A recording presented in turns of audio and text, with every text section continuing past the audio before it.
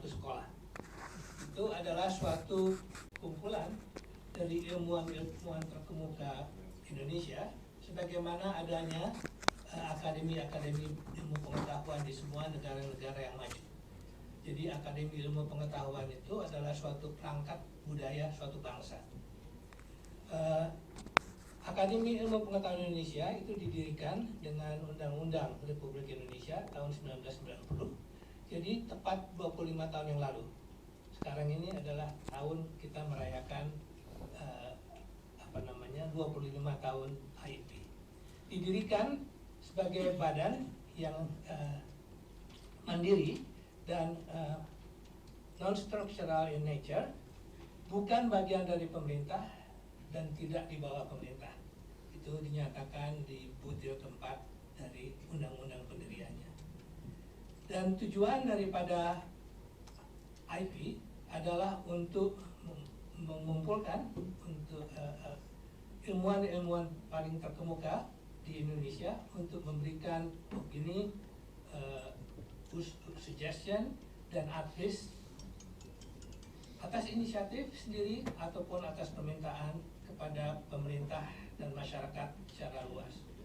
Sebagaimana suatu akademi ilmu pengetahuan, Akademi Ilmu Pengetahuan Indonesia pun itu anggotanya dipilih oleh berdasarkan merit daripada keilmuannya. Next. Jadi walaupun tadi saya katakan bahwa Akademi Ilmu Pengetahuan itu adalah perangkat suatu bangsa, jadi walaupun Akademi Ilmu Pengetahuan Indonesia itu baru didirikan tahun 1990, ide pendiriannya itu sudah ada sejak pada saat kita merdeka. Jadi pada waktu penyerahan kedaulatan misalnya di tahun 1949, itu sudah ada bagan yang di kanan itu yang merupakan suatu rencana ke depan dari Republik Indonesia. Pada waktu itu Republik Indonesia Serikat tentunya. Dan kalau kita lihat paling bawah, itu puncak daripada segala kegiatan yang akan dilakukan ke depan adalah pendirian dari Indonesian Academy of Sciences. Ini dokumen yang keluar di Jakarta bulan Mei 1950, tapi saya tahu ini sudah dipublikasikan di bulan 1949, di tahun 1949. Next. Kalau tadi kita curiga sedikit, apakah itu rencana Belanda atau rencana Republik? Ini adalah Menteri Pendidikan dan Kebudayaan Indonesia, Republik Indonesia Serikat, bukan Republik Indonesia. Yang pertama, namanya Dr. Abu Hanifah, dan dalam buku atau biografinya, Tales of a Revolution, beliau mengatakan bahwa pertama, I plan to set up an Academy of Science. Jadi ini adalah suara dari Republik, dan bukan hanya dia merencanakan untuk mendirikan suatu akademi ilmu pengetahuan, tapi pergi ke negeri Belanda untuk berbicara dengan anggota-anggota dari Akademi Ilmu Pengetahuan Belanda yang sekarang kita kenal sebagai KNLW. Next. Next. Jadi ini adalah sedikit sejarah daripada Akademi Ilmu Pengetahuan Indonesia. Jadi tahun 1956 Republik Indonesia mendirikan Majelis Ilmu Pengetahuan Indonesia yang menggantikan apa yang ada pada waktu zaman Belanda, Science Council of the Netherlands Indies, yang sudah ada dari tahun 1928 sampai 1940. Gedungnya adalah gedung ini, dan ini adalah kantor kami sekarang, kantor IUP sekarang. Next. Nah, sebelum saya berbicara mengenai why promoting scientific culture of excellence, mungkin saya perkenalkan dulu anggota-anggota IP yang ada di sini. Anggota IP yang IP-nya sendiri, seniornya, itu ada Profesor Meli, Hui, Gardner, Profesor Budi Suyitno, yang juga sekretaris jenderal dari HIP, Profesor Daniel Nur Diarso, yang tentunya di HIP sebenarnya. Di samping daripada anggota-anggota HIP yang ada di sini, kita juga hadir di sini beberapa ilmuwan ilmuwan yang bertanggung jawab untuk penulisan daripada apa yang kita nanti akan bahas, Science 45, Science 45, Agenda Ilmu Pengetahuan Indonesia. Yang hadir di sini adalah Dr. Nana Saleh, Dr. Sudirman Nasir, Dr. Robi Muhammad, dan Dr. Tuguh Dartanto. Wah, ini kuatnya di dominannya di social science kebetulan tadi. Tapi saya kira itu agak misleading karena kegiatan penulisan daripada Science 45 ini sebenarnya dimulai dengan kegiatan Kavli Frontiers of Science yang pertama Indonesia Amerika di Bogor ini. Jadi apa yang kita bicarakan sekarang ini sangat erat kaitannya dengan IPB. Jadi waktu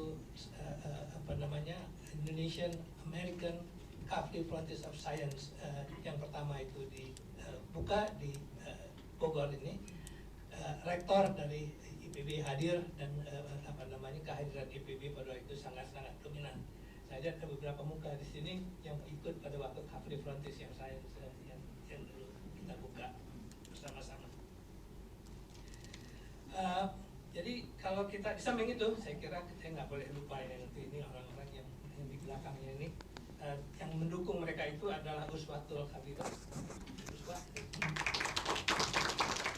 dan Anggi.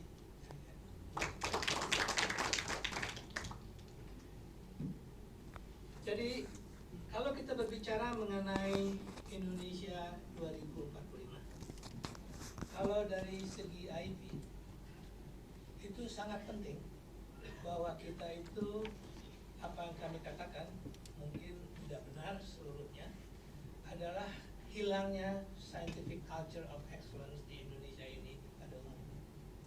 Kita masih lihat adanya scientific culture of excellence itu di beberapa universitas. Saya kira IPB salah satu di mana kita masih melihat adanya scientific culture of excellence. Tapi nanti kalau kita lihat di Indonesia secara keseluruhan, itu scientific culture of excellence itu sudah banyak menghilang. Sedangkan scientific culture of excellence itu sangat penting. Kita selama ini selalu berpikir bahwa ilmu pengetahuan itu adalah hanya sebagai semata untuk penguatan industri dan ekonomi tanpa melihat proses yang harus dilalui. Ini slide saya temukan pada waktu diskusi beberapa minggu yang lalu dengan LIPI untuk mempersiapkan Kongres Ilmu Pengetahuan Indonesia. Dan saya sangat bergembira menemui slide ini, karena slide ini adalah memberikan pesan-pesan yang selama ini saya pikir orang lain kok nggak ada yang mikirkan ini. Bahwa sains itu tidak linear. Kita tidak dapat hanya menggunakan sains itu untuk penguatan industri dan ekonomi tanpa kita menguatkan dasar-dasar ilmu pengetahuan itu sendiri. Next. Ini yang dikatakan oleh ketua komisi, salah satu komisi persiapan Kipnas yang akan datang, Dr. Handoko. Ini yang sering kita lupakan, bahwa kalau kita melihat suatu produk industri itu adalah suatu hasil proses yang lama. Istilah yang mereka pakai adalah hukum 10%. Jadi kalau kita mempunyai 10.000 invensi, 10.000 hasil research, itu yang akan memunculkan inovasi itu hanya 1/10-nya, hanya 1.000. Dari proses inovasi itu yang bisa dijadikan masuk ke dalam hilirisasi itu hanya 100. Dari 100 itu hanya 10 menjadi hit, dan dari 10 itu hanya 1 super hit, hanya 1 yang menjadi produk industri yang bisa diandalkan.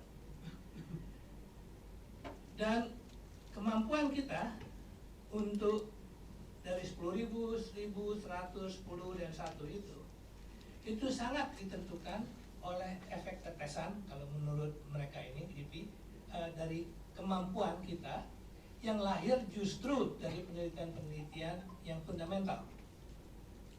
Next. Jadi salah kalau kita lihat bahwa sains adalah hanya sebagai alat inovasi yang mendukung pertumbuhan ekonomi dan kesejahteraan sosial. Sains juga adalah dasar daripada kebijakan. Sains adalah suatu pola pikir. Sains adalah sebagai suatu budaya, dan sains sebagai alat diplomasi. Next. Selanjutnya. Kalau India, jadi saya mau kontraskan dengan India, itu sudah sadar betul mengenai hal tersebut, bahwa sains itu bukan hanya alat untuk menghasilkan industri. Jawaharlal Nehru, Perdana Menteri India yang pertama, pada waktu beliau di dalam tahanan, menulis sebuah buku yang judulnya The Discovery of India. Dan dalam buku tersebut, Nehru mengatakan bahwa there is an element of inevitability about the applications of science and technology. However, mere applications of science and technology will not be a sufficient condition. What is needed is a scientific approach, the adventurous and yet critical temper of science. Ini menjadi masuk dalam kamus sekarang. Temper of science. The search for truth and new knowledge, the refusal to accept anything without testing and trial, the capacity to change previous conclusions in the face of new evidence, the reliance on observed fact and not on preconceived theory, the hard discipline of mind. All this is necessary not merely for the application of science, but for life itself and the solution of its many problems. Next. Jadi Nehru selanjutnya.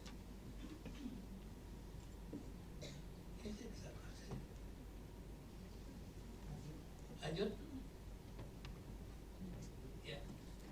Jadi ini istilah yang dipakai oleh Nehru. Scientific temper is the temper of a free man. Scientific approach should be an integral part of our social interactions, as expressed by the quote, the scientific approach and temper are or should be a way of life, a process of thinking, a method of acting and associating with life, a process of thinking, a method of acting and associating with our fellow men. While we live in scientific age, there is no evidence that scientific temper is in the people or their leaders. Even scientists who practice science do not necessarily have scientific temper. Nah, yang sangat menarik adalah scientific temper ini masuk di dalam anggaran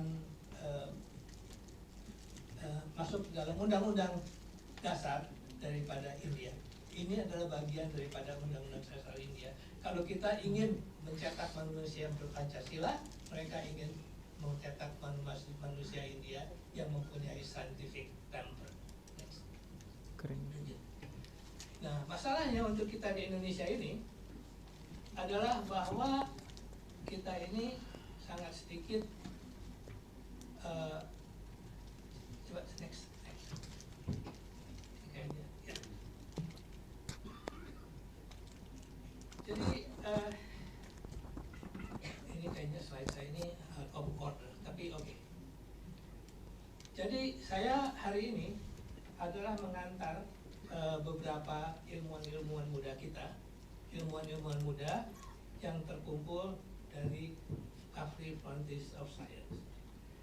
Mereka itu hadir dan terpacu sebetulnya oleh kunjungan dari Dr. Bruce Alberts sebagai Special Envoy for Science dari Amerika Serikat, yang pertama kali mengunjungi Indonesia dari tanggal 10 sampai tanggal 19 Mei 2010. Sejak itu hampir tiap tahun, tiap tahun Dr. Bruce Alberts itu datang ke Indonesia dan membantu kita untuk meningkatkan kemampuan kita di Indonesia ini, terutama ilmuwan muda dalam ilmu pengetahuan dan teknologi. Tapi pada waktu beliau datang pertama kali, beliau itu mengunjungi berbagai universitas, berbagai research institute, dan ada pesan yang beliau dapatkan again and again, bahwa di Indonesia ini ilmuwan-ilmuwan muda kita mengatakan there is a lack of incentives for scientific excellence. Di Ternate beliau bertemu dengan 30 ilmuwan muda Indonesia dan mengumumkan adanya Indonesian American Kavli Frontiers of Science Symposium. Lanjut.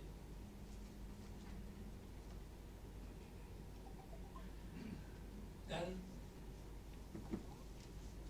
strategi yang kita bangun pada waktu itu untuk mengembangkan scientific culture Indonesia adalah pertama untuk IP, membangun kemampuan IP untuk membuat science-based policy advice. Tapi yang penting adalah bahwa kita harus empower young scientists of Indonesia melalui Indonesian American Kavli Frontiers of Science Symposium dan melalui pembuatan Indonesian Science Agenda. Itu yang kita bicarakan sekarang. Dan ketiga adalah Indonesia memerlukan adanya suatu merit-based competitive research funding mechanism, Indonesian Science Fund, karena pendanaan research di Indonesia pada saat ini itu tidak mendukung perkembangan daripada ilmu dan lingkungan keilmuan yang kompetitif. Next.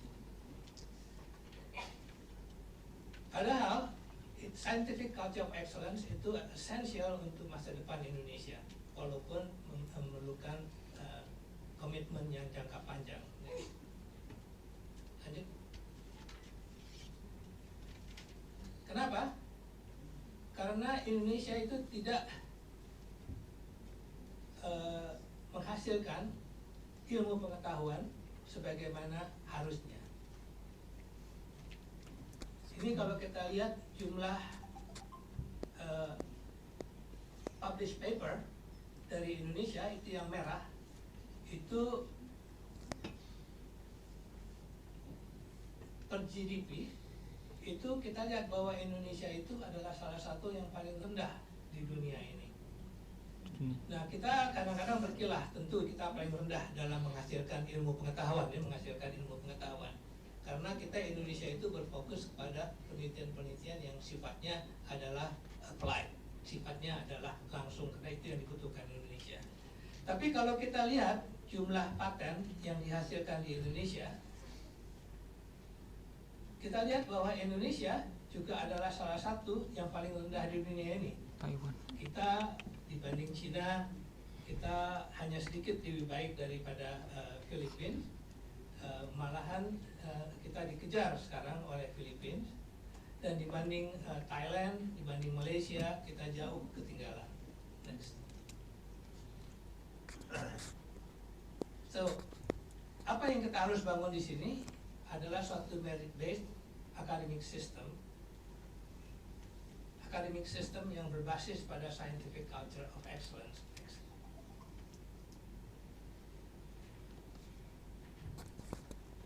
Next, ini sama yang tadi. Jadi ini saya kacau semua jadinya, tapi ini adalah apa yang kita coba lakukan di IIP. Jadi Akademi Ilmu Pengetahuan Indonesia itu bulan Mei yang lalu itu merayakan bulan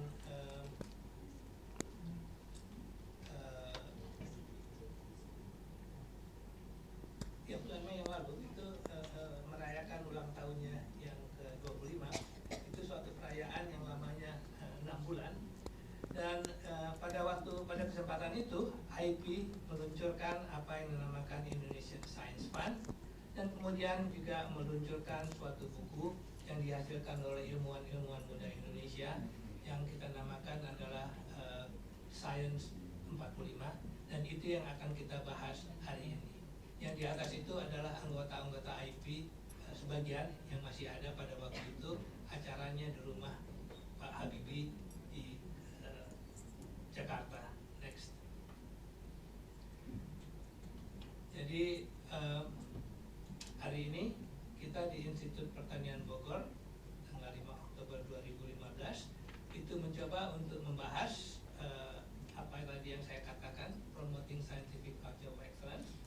Dan mudah-mudahan apa nanti yang disampaikan oleh ilmuwan-ilmuwan muda kita, ini saya tadi kenapa itu kacau ini, nanti akan membantu apa yang kita coba lakukan di IP. Jadi jadi pada dasarnya kami ingin mencoba untuk membangun scientific culture of excellence di Indonesia ini dengan melalui ilmuwan-ilmuwan muda kita yang berkumpul di bawah Kavli Frontiers of Science. Saya kira itu yang bisa saya sampaikan sebagai pengantar daripada acara kita hari ini. Wassalamualaikum